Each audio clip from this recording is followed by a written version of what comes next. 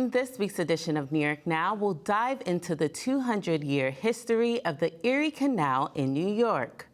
First, we'll sit down with the New York State Canal Corporation to understand the legacy of the historic waterway.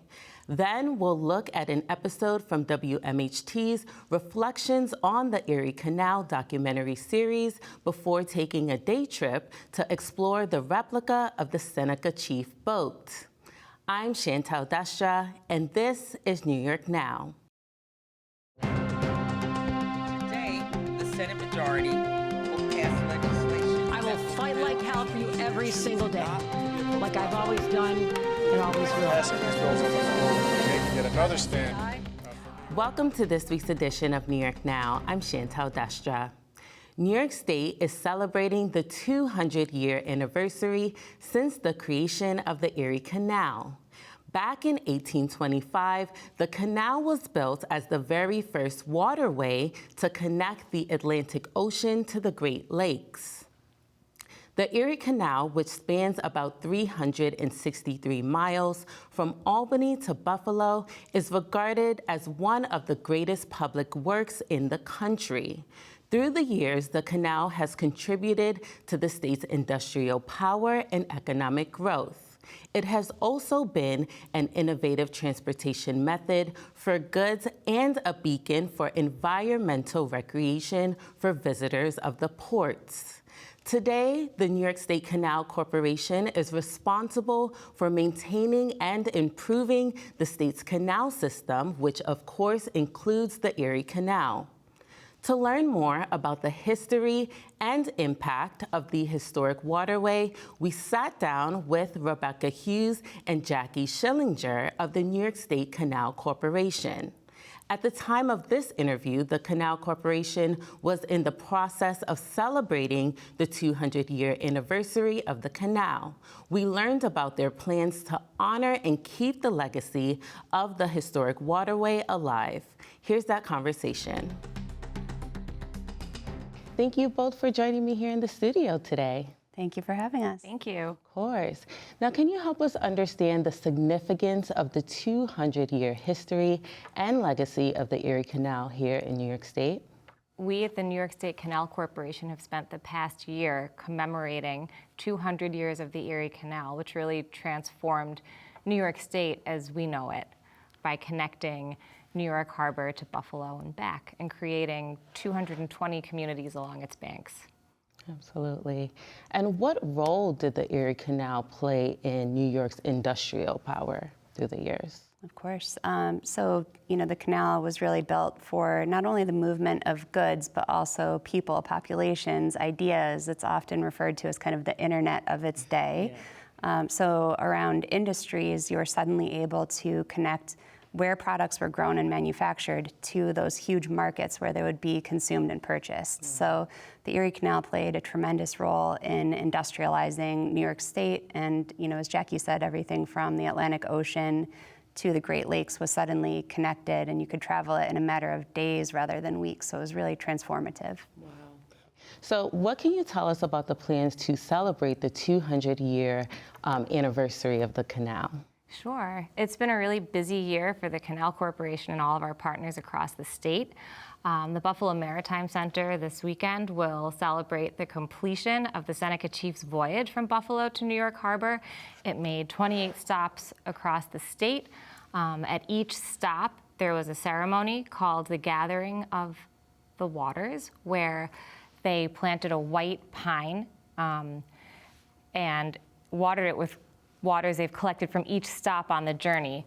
And the white pine tree represents the resiliency of the Haudenosaunee people who were displaced by the construction of the Erie Canal, as well as an environmental resiliency and a sustainable future for the Erie Canal. Rebecca, what else? I would say the Bicentennial is, it's as much about looking back as it is looking ahead. So, we're looking back at the story that we all learned in the 4th grade in history class. We're trying to tell more versions of that from perspectives that have maybe been underrepresented. And we're also acknowledging the role that the canal plays in the future, from environmental impact to economic development and everything in between. I was just blown away to, really understand the significance of the canal and really understand that it is still very much up and running today. So what are some of the uses of the canal in today's world? I would say we're still open for business. That's something that not everyone knows. It's still a vital commercial shipping corridor for goods that are too big to move on road or more economical to move by water. It's a vital recreation way, and it's an accessible recreation way. It's a key place for people of any ability to come and cycle and paddle and explore. So it's really kind of the main street in many of the communities it goes through. Absolutely. Last year we counted nearly 75,000 blockages of boats. So that includes industrial shipping. It also includes recreational shipping.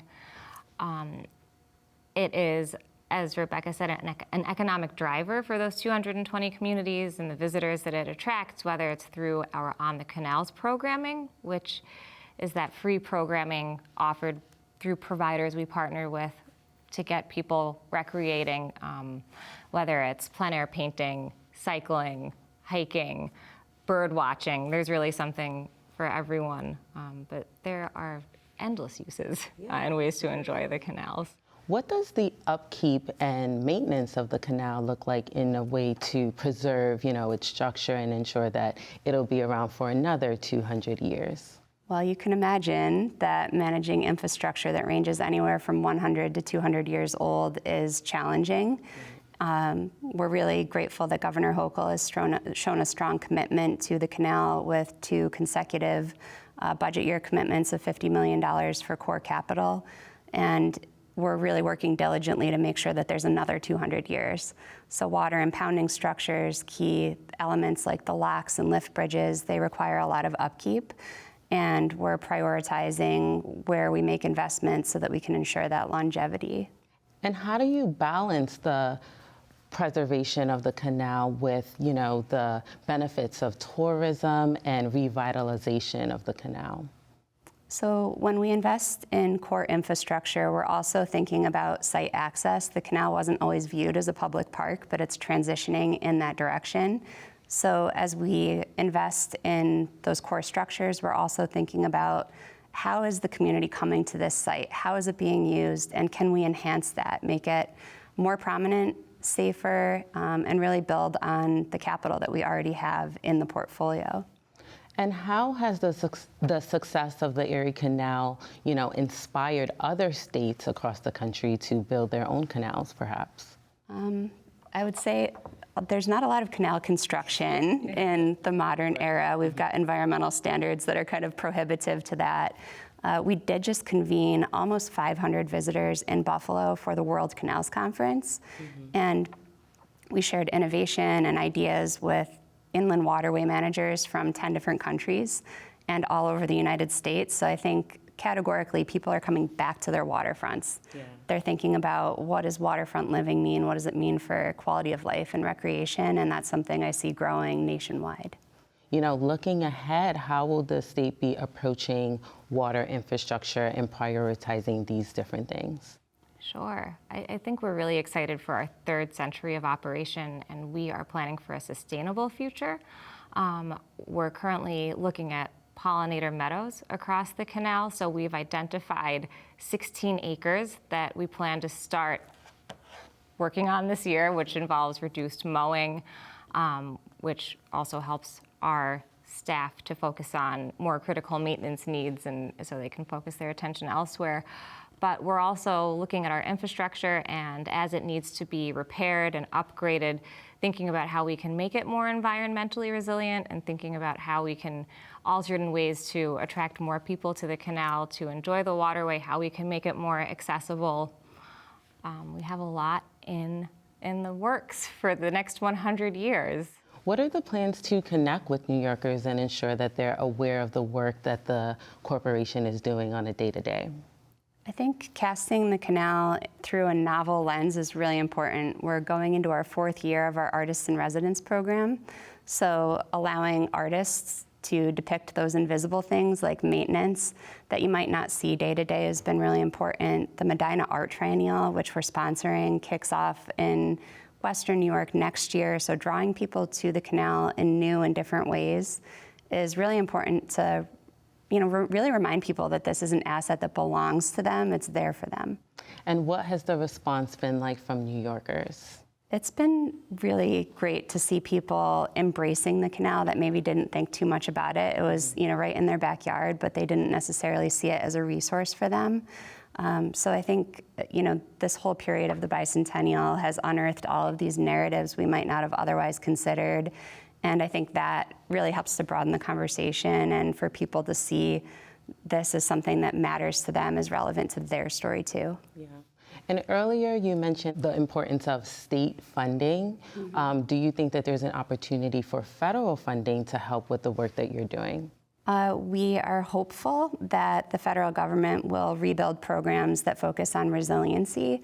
That's been a challenge in recent years. Some of the funding for dam rehabilitations has been retracted, but we're always looking for those opportunities to make sure that the systems that help us operate navigation can also be made more resilient to help with flood mitigation and water as a resource more broadly to help us, serve all of those different facets of the economy.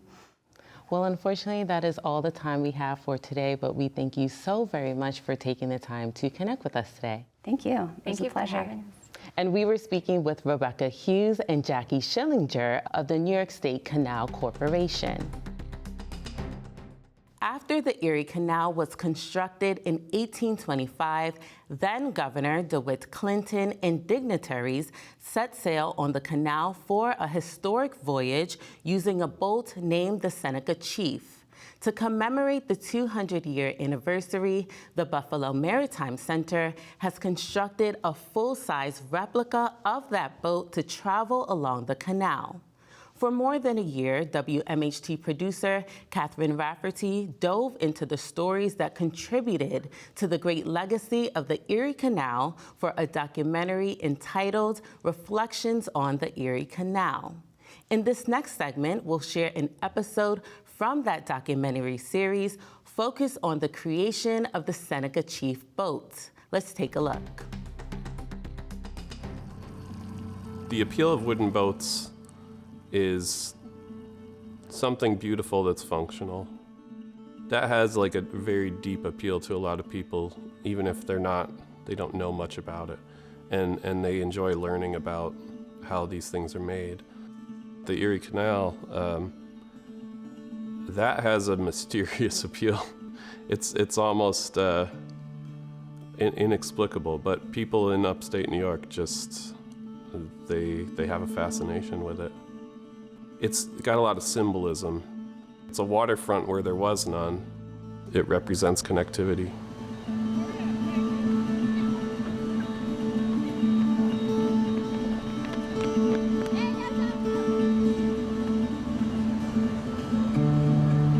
The first actual proposal we made for building a canal boat in downtown Buffalo was in 1997. We were involved with historic preservation and trying to redevelop the harbor. So this seemed like a great method or technique for doing it, to build a canal boat, because this was a very much a piece of Buffalo's history.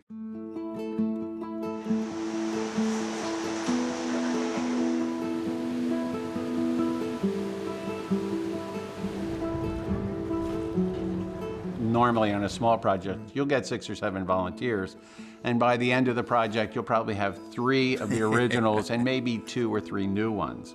Here, we started out with maybe 45 volunteers, and by the end of the project, 65,000 hours later, we have 218 volunteers working on this project over a 3.5-year period. And we put a lot of planks on, over 200 planks on this boat, and those planks have to be put on there so good they keep water out. And that was done by volunteers. That is astonishing. It took a lot of research to figure out even what type of boat it was and what it might have looked like. And I think people are interested in that story because we're going back in time and taking all this research and compiling it into something that you can actually now see represented physically.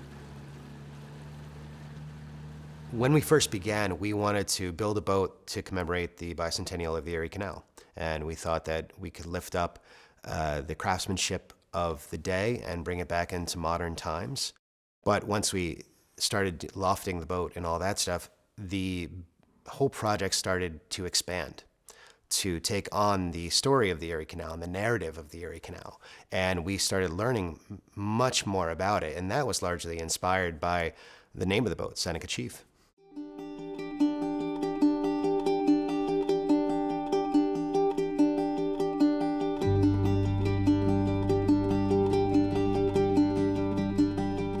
It's been an education to work with this whole project, especially when it comes to the name. Now, when we first started going, we were questioning whether or not even we should name the boat Seneca Chief.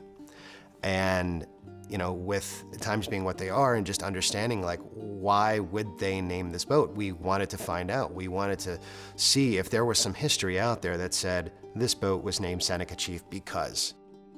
Brian and his team got a hold of me about 5 years ago asking about the name. And you know, I did my research on Clinton over my lifetime because that dispossession of New York, it used to be Haudenosaunee lands, and so that dispossession of lands has kept me interested in state history, when in fact I'm not really interested in state history. I just need to know that to understand the story. And so when Brian got a hold of me, you know, it was really, it took me down another path of the Clinton family and trying to understand that and come to terms with, like, yeah, why did they name it the Seneca Chief? And as far as we know, we don't know. You know, I think it has something to do with it being built on Seneca Lake.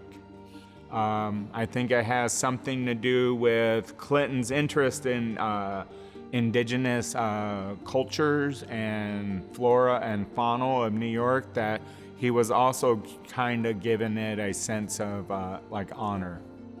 So I think there's a little bit of everything in that. That's kind of what I want to do in my role as a historian and cultural anthropologist, is to begin using those moments of the past to change our present and hopefully our future. And that's what I'm excited about with Brian and the Maritime Center, is that they actually do that. And you don't see it a lot.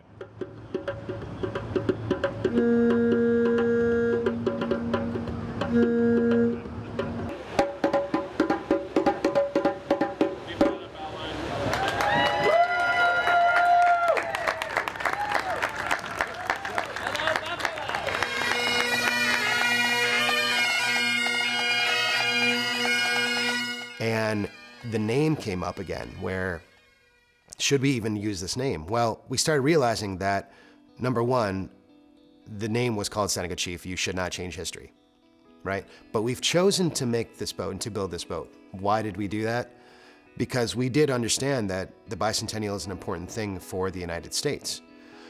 But this is an opportunity to talk and to broaden the perspective and broaden the narrative of the Erie Canal. It's our hope that as we go down our 28 stops all the way to New York City, we are going to be connecting with communities all along the way in our ports to talk with them not only about how we built this boat, because that's, I mean, we are a maritime facility here. We're a maritime museum. We build boats, but we find ourselves in the front of this almost historical change that we're seeing here. We're going to connect and have conversations not only about what the Erie Canal is and was, but also about the role of indigenous culture and history throughout this story as well.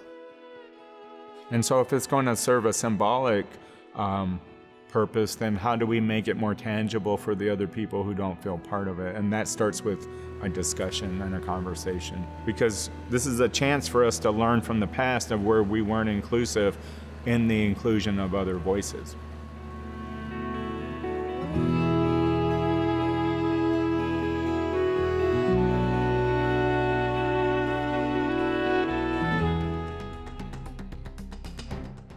For more information on the Reflections on the Erie Canal documentary, you can visit our website.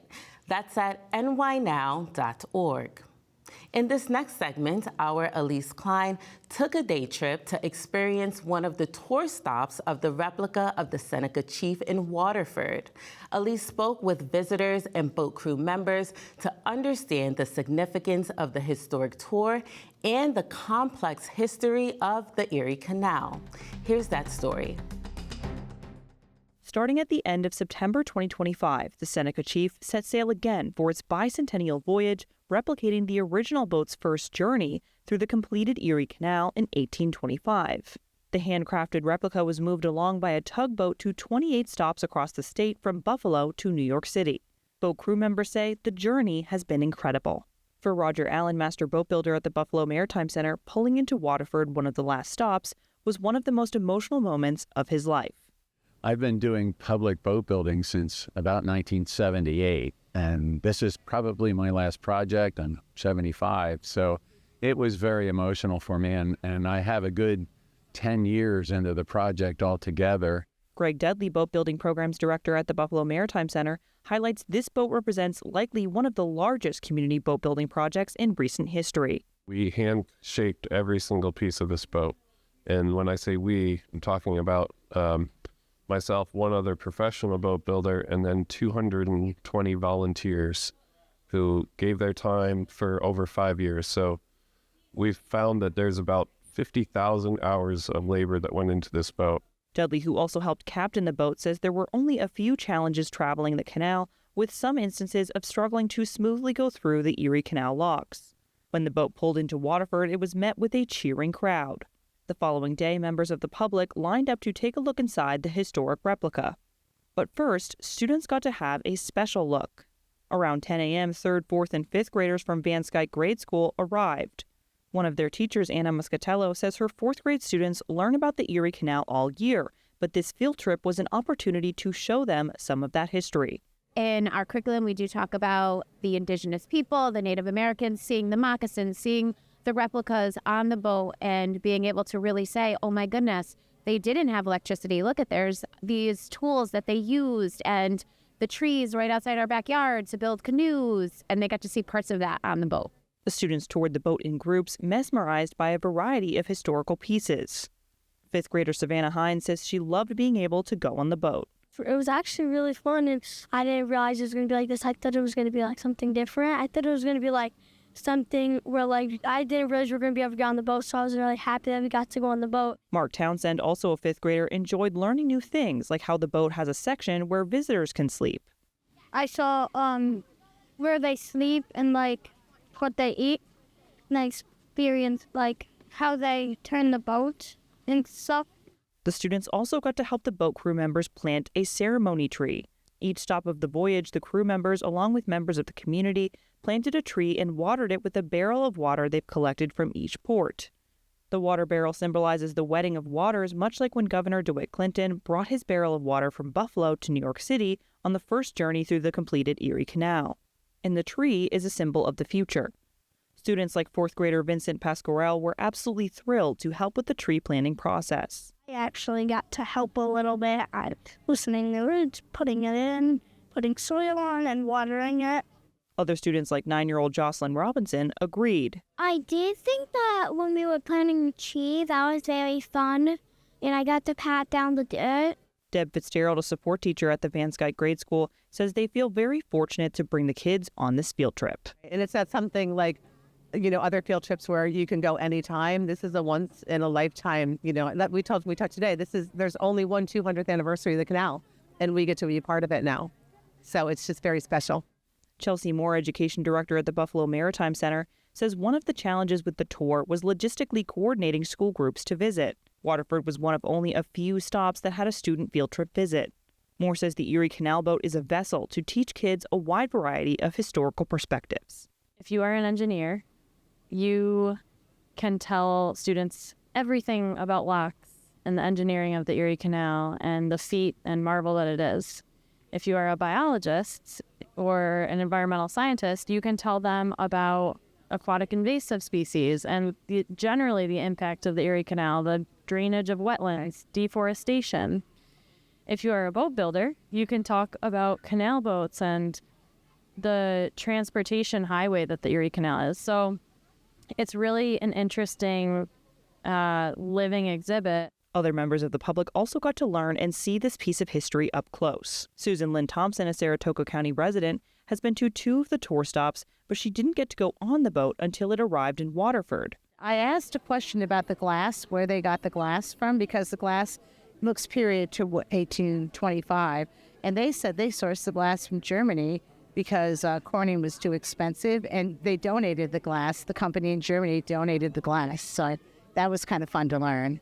The Seneca Chief boat has toured all over New York State. Visitors tell me it was really exciting to actually go on the boat and see this part of history up close. Boat crew members say this whole tour experience has been really incredible, hoping the historical tour will inspire the next generation to preserve the canal and its complex history. Elise Klein, New York Now. And for more information about the legacy and the impact of the Erie Canal, you can visit our website. Again, that's at nynow.org. You can also subscribe to our newsletter by going to newsletter.nynow.org or by scanning the QR code on your screen. Well, that does it for this edition of New York Now. Thank you for tuning in, and see you next week.